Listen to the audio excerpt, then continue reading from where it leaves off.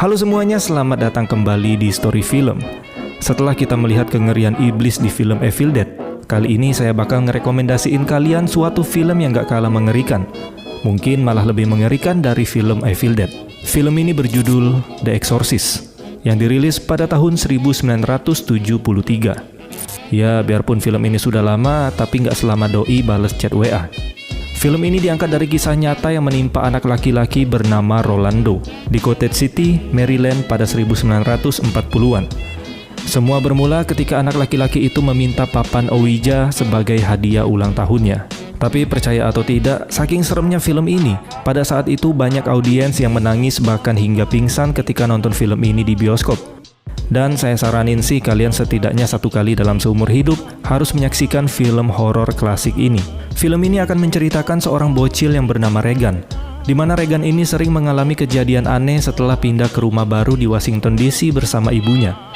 Bahkan sudah dibawa ke dokter berkali-kali, tapi para dokter pun semuanya menyerah dan mereka tidak tahu penyakit apa yang diderita oleh si Regan. Terus gimana nasib Regan selanjutnya dan apakah Regan bisa sembuh dari penyakit yang dia derita? Mari kita langsung aja masuk ke alur filmnya. Dan ingat, jika kalian penakut, jangan nonton film ini sendirian. Enjoy the video. Film ini diawali dengan memperlihatkan proyek penggalian yang dipimpin oleh seorang pendeta bernama Marin. Yang selain seorang pendeta, dia juga merupakan seorang arkeolog. Penggalian yang dilakukan di Irak tersebut membawa pendeta Marin pada sebuah penemuan yang berkaitan dengan sesosok iblis bernama Pazuzu. Iblis Pazuzu sendiri merupakan salah satu iblis yang paling menyeramkan dalam mitologi Babilonia.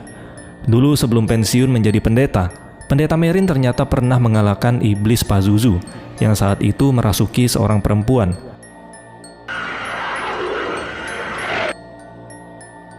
Lalu scene berpindah ke Washington DC. Kita diperlihatkan dengan seorang wanita bernama Chris McNeil.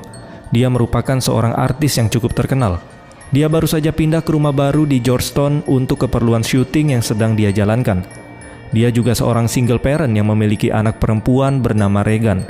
Karena kesibukannya menjadi seorang artis, jadi dia sering meninggalkan Regan sendirian di dalam rumah. Namun di sini Chris mempekerjakan seorang pengasuh dan 2 orang pembantu biar si Regan gak kesepian. Suatu hari saat Chris sedang libur syuting, dia memanfaatkan waktu tersebut untuk menemani Regan bermain di ruang bawah tanah rumah mereka. Di sana Chris tidak sengaja menemukan papan Ouija. Lalu dia bertanya ke Regan, apakah papan Ouija tersebut miliknya? Dan ternyata benar, papan Ouija itu punya si Regan yang dia temukan di dalam lemari di ruangan bawah tanah rumah mereka yang baru ini. Regan juga sedikit bercerita ke ibunya bahwa dia sering memainkan papan Ouija itu dengan salah satu makhluk halus yang dia beri nama Kapten Howdy. Dan info sedikit sosok yang dia beri nama Kapten Howdy tersebut, itu sebenarnya adalah iblis Pazuzu. Biarpun Regan kelihatannya selalu ceria, tapi sejatinya dia merasa sangat kesepian dan membutuhkan seorang teman. Maka dari itu, iblis tersebut mendekati Regan dan seolah menjadi temannya. Suatu malam saat Chris sedang tertidur, dia pun terbangun karena mendengar telepon yang berdering. Lalu Chris kaget karena melihat Regan yang tidur di kamarnya. Dia pun bertanya kepada Regan kenapa tidur di sini. Regan menjelaskan kalau kasur di kamarnya sering bergerak sendiri, yang membuatnya tidak bisa tidur dengan nyenyak. Tapi Chris menganggap kalau Regan hanya berhalusinasi saja. Keesokan harinya, Chris membawa Regan ke rumah sakit untuk diperiksa. Di sini kita melihat kalau tubuh Regan perlahan sudah diambil alih oleh iblis Pazuzu, yang mengaku sebagai Kapten Howdy. Regan mulai bertingkah aneh. Tiba-tiba dia bernyanyi dan berkata kasar kepada suster yang memeriksanya itu.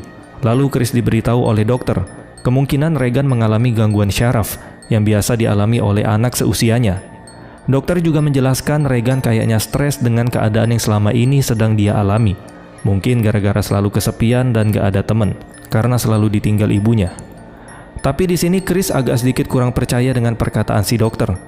Kemudian dia pun mengajak Regan untuk pulang ke rumah. Pada malam harinya terlihat Chris sedang mengadakan pesta kecil-kecilan di rumahnya. Chris yang lagi asik ngobrol dengan temannya, tiba-tiba dikagetkan dengan tingkah Regan yang aneh, di mana dia kembali berkata kasar, bahkan parahnya lagi, dia pipis sembarangan. Karena kejadian itu tentu saja Chris merasa malu, dan dia meminta maaf kepada teman-temannya atas perilaku Regan yang tidak sopan. Chris pun membawa Regan ke kamarnya biar dia bisa segera tidur. Di dalam kamar, Regan bertanya kepada ibunya, apa yang sebenarnya terjadi kepada dirinya. Karena apa yang dia lakukan tadi bukan seperti kemauannya sendiri. Setelah mengantar Regan untuk tidur, Chris segera keluar dari kamarnya. Tapi baru aja mau turun tangga, tiba-tiba dia mendengar jeritan Regan dari dalam kamar. Dengan cepat, Chris kembali masuk ke kamar Regan. Sesampainya di sana, dia dibuat kaget karena melihat kasur Regan bergoyang dengan sendirinya.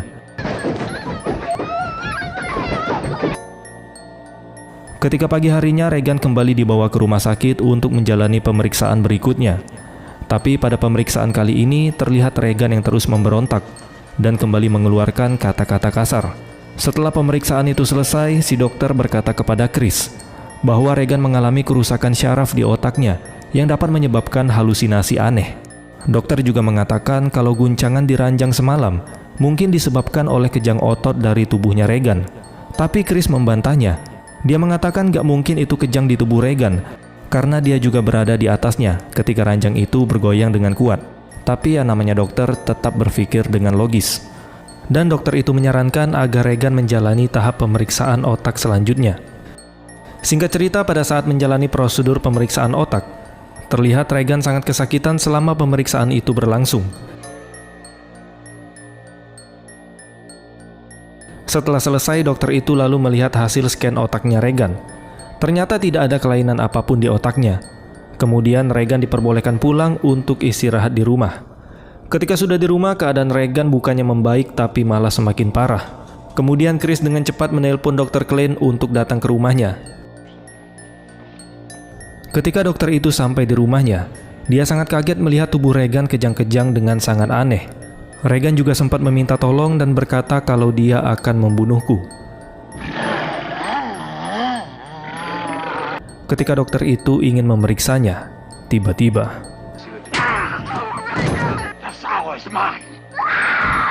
karena Regan sudah tidak bisa dikendalikan, dokter itu pun menyuntikkan obat penenang. Lalu Dr. Klein kembali menyarankan Chris untuk melakukan pemeriksaan kembali terhadap otak anaknya. Tapi di sini Chris mulai emosi karena para dokter masih menyangka kalau Regan ini mengalami kerusakan pada syarafnya. Jelas-jelas itu bukan lagi tentang sebuah penyakit. Setelah diskusi yang panjang dan kondisi Regan yang semakin mengkhawatirkan, akhirnya Chris menyetujui untuk kembali melakukan pemeriksaan terhadap otaknya Regan. Lagi-lagi setelah pemeriksaan itu sudah dilakukan, ternyata otak Regan tidak ada masalah dan normal seperti biasanya. Setelah mengetahui hasil pemeriksaan tersebut, Chris langsung kembali ke rumah dan mengecek keadaan Regan. Sesampainya di dalam kamar, Chris melihat jendela kamar Regan yang terbuka. Ditambah lagi cuaca yang sedang dingin membuat kamar Regan seperti membeku. Chris langsung menutup jendela itu dan berpikir kenapa pengasuhnya meninggalkan Regan sendirian di kamarnya dengan jendela yang terbuka. Lalu tidak lama kemudian terlihat pengasuhnya yang bernama Sharon baru saja kembali dari membeli obat untuk Regan. Chris pun marah kenapa Sharon meninggalkan Regan sendirian dengan jendela yang terbuka. Tapi Sharon berkata sebelum dia pergi dia meminta asistennya Chris yaitu si Burke untuk menjaga Regan selagi dia keluar. Tapi anehnya Burke tidak terlihat di kamar Regan. Tidak lama kemudian ada seorang pria datang memberitahu kalau Burke sudah tewas akibat terjatuh dari tangga sampai lehernya patah. Keadaan semakin panik ketika mereka melihat Regan turun dari tangga sambil kayang. Kemudian Chris mencoba memanggil seorang psikiater untuk mengetahui keadaan Regan yang sebenarnya. Psikiater itu menggunakan metode hipnotis dan bertanya banyak hal ke Regan, termasuk tentang siapa yang ada di tubuh Regan, apakah dia adalah si Kapten Howdy. Tapi Regan berkata dia tidak tahu dan dia ketakutan. Psikiater itu juga mencoba menghipnotis sosok iblis yang ada di dalam diri Regan. Tapi karena si iblis kayaknya nggak suka ditanya-tanya, dia pun langsung menyerang psikiater tersebut.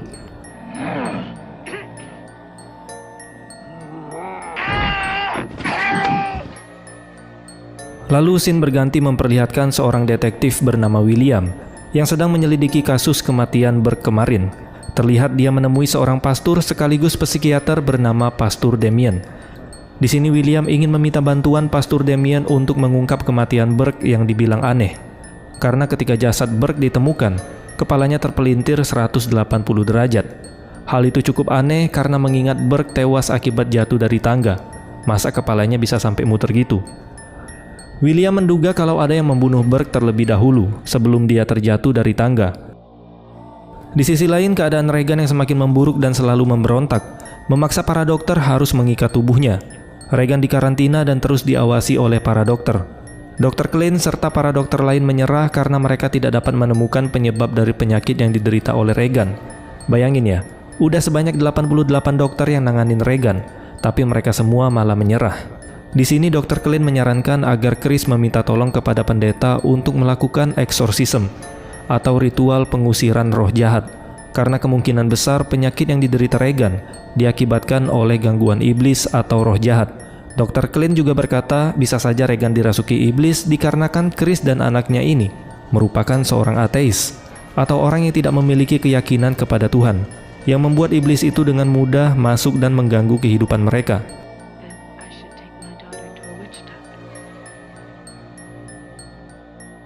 Sementara itu, detektif William datang ke TKP kematian Burke dan mulai melakukan penyelidikan di sana. Dia menemukan batu mirip seperti artefak kuno yang ditemukan oleh pendeta Merrin di awal film. Dia juga menemukan fakta baru bahwa sepertinya sebelum Burke terjatuh dari tangga, dia sedang berada di dalam kamarnya Regan. Sedangkan di dalam rumah, Chris menemukan ada yang meletakkan salib di bawah bantalnya Regan. Tapi pas ditanya sama semua orang di rumah, mereka nggak ada yang mengaku kalau sudah meletakkan salib itu. Tidak lama kemudian, detektif William mendatangi rumah Chris untuk bertanya tentang beberapa hal. Dia menduga kemungkinan Regan ingat kalau Burke berada di kamarnya pada malam itu. Tapi Chris menjelaskan kalau malam itu Regan diberi obat penenang yang cukup kuat. Harusnya dia sudah tertidur dan tidak akan ingat siapa yang ada di kamarnya. Di sini detektif William tambah bingung, tapi dia masih menduga kalau Burke dibunuh oleh pria bertubuh sangat besar, lalu didorong keluar dari jendela kamarnya Regan. Incidentally, I asked you to remember seeing Mr. Dennings in her room. I'll come back when she's feeling better. Setelah detektif William pergi, Chris dikagetkan dengan suara berisik yang berasal dari kamar Regan. Sesampainya di kamar Regan, terlihat barang-barang di kamarnya sudah berterbangan. Dia juga melihat tingkah Regan yang semakin aneh dengan melukai dirinya sendiri. Iblis itu juga berkata kepada Chris, "Apakah kau tahu apa yang sudah dilakukan oleh putrimu ini?" Karena tidak ada jalan keluar lain, akhirnya Chris menemui Pastor Damien dan bercerita tentang keadaan anaknya yang bertingkah di luar nalar. Lalu dia meminta Pastor Damien melakukan eksorsis atau pengusiran roh jahat terhadap anaknya. Awalnya Pastor Damien menolak, karena ritual pengusiran itu memiliki resiko yang sangat tinggi. Ditambah lagi harus ada persetujuan dari gereja terlebih dahulu jika ingin melakukan ritual. Tapi melihat Chris yang sudah sangat putus asa, akhirnya Pastor Damien mau melakukan ritual tersebut. Sebelum memulai ritualnya, Pastor Damien terlebih dahulu mengumpulkan bukti-bukti yang diperlukan agar mendapatkan izin dari pihak gereja. Lalu dia datang ke rumah Chris untuk melihat keadaan Regan. Di dalam kamar, Pastor Damien mulai bertanya kepada iblis yang ada di tubuh Regan. Iblis itu juga berkata kalau ibunya Pastor Damien sekarang sedang bersama mereka, alias para iblis. Tapi Pastor Damien tahu itu hanyalah godaan dari si iblis. Ternyata iblis itu tahu kalau ibunya Pastor Damien baru saja meninggal dunia. Padahal Pastor Damien tidak pernah berbicara kepada siapapun tentang ibunya yang baru saja meninggal.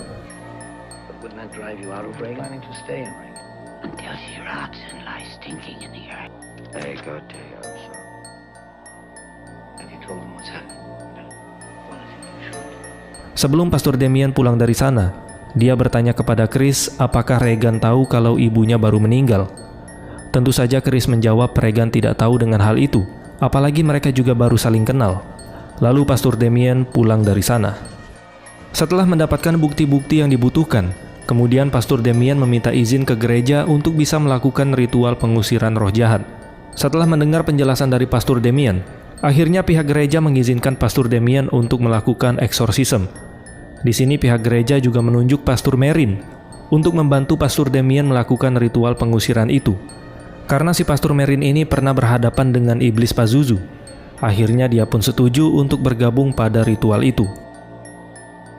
Pada malam harinya, Pastor Merrin datang ke rumah Chris untuk membantu Pastor Damien.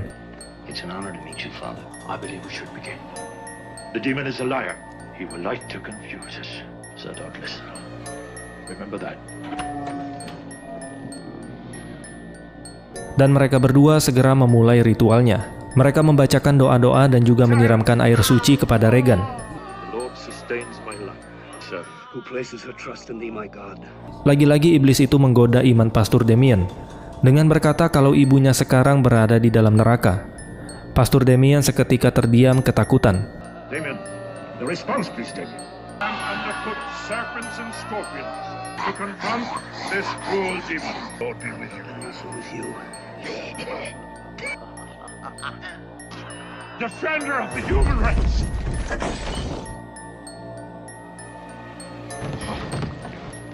The power of Christ compels you. He brought you low for his bloodstream.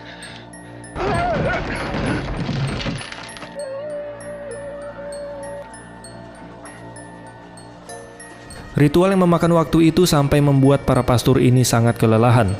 Lalu tidak lama kemudian Pastor Merrin izin ke toilet, dan terlihat dia seperti menahan sakit lalu dia meminum obat. Sementara Pastor Damien kembali masuk ke kamar Regan untuk mengecek keadaannya. Di dalam kamar lagi-lagi iblis itu menggoda Pastor Damien dengan menjelma menjadi ibunya Pastor Damien. Demi, why you do this to me? I'm not my mother. Why, Demi? You're not my mother! Don't listen, Damien. Kemudian Pastor Merrin melanjutkan ritual itu sendirian dan menyuruh Pastor Damien untuk keluar karena dia takut nanti terjadi sesuatu kepada Pastor Damien yang imannya lagi terganggu akibat tipu daya si iblis. Selang beberapa lama, Pastor Damien kembali masuk ke kamar Regan untuk mengecek proses ritualnya. Pas masuk ke dalam, Pastor Damien dibuat kaget karena melihat Pastor Merrin yang sudah tidak bernyawa akibat terkena serangan jantung. Di sini dia sangat kesal kemudian menyerang tubuh Regan dan meminta iblis itu untuk masuk ke tubuhnya saja. Lalu iblis itu pun berpindah ke tubuh Pastor Damien. Sebelum kesadarannya benar-benar menghilang, Pastor Damien mengorbankan dirinya dengan loncat keluar dari jendela sampai membuatnya tewas. Setelah kejadian mengerikan itu, akhirnya Regan sadar dan kembali sembuh. Tentu saja berkat pengorbanan dari Pastor Damien. Lalu Chris dan Regan memutuskan untuk pindah ke Eropa dan menjalani kehidupan baru mereka. Dan film pun selesai. Biarpun di film ini nggak ada jump scare-nya, tapi aura horor di film ini masih tetap kuat. Berikan pendapat kalian di komentar apakah film ini masih layak ditonton di tahun 2023. Kalau menurut saya, ya masih layak. Oke lah teman-teman, mungkin ini aja yang dapat saya bagikan pada video kali ini.